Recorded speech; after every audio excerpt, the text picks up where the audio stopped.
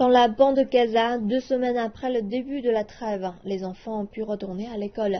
Mais comme nous allons le voir, les autorités ont dû procéder à des ajustements en raison des dégâts provoqués par le conflit. Dimanche, avec un peu plus de 2 semaines de retard, 460 000 élèves palestiniens sont retournés à l'école.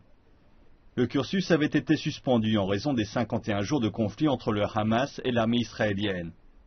L'année scolaire débute habituellement fin août dans les territoires palestiniens, mais la destruction généralisée des bâtiments a forcé les autorités de Gaza à repousser la rentrée.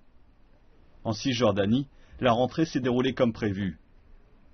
Avec 277 écoles endommagées pendant le conflit, le ministère de l'Éducation a été forcé d'envoyer les élèves dans des bâtiments épargnés ou seulement partiellement touchés.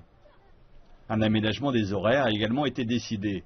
Dans certaines zones de la bande de Gaza, les écoles partagent les cours en effet en 3 périodes différentes en raison du manque d'équipement et du nombre élevé d'élèves qui les utilisent.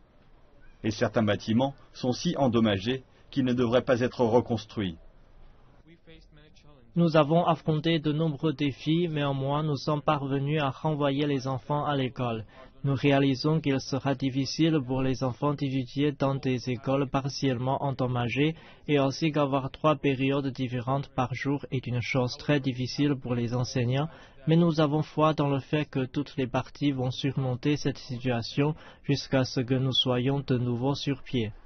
Et pour couronner le tout, les autorités israéliennes ont refusé dimanche au ministre palestinien de l'Éducation d'accéder à la bande de Gaza à partir de la Cisjordanie. Il devait participer à des célébrations marquant le début de l'année scolaire.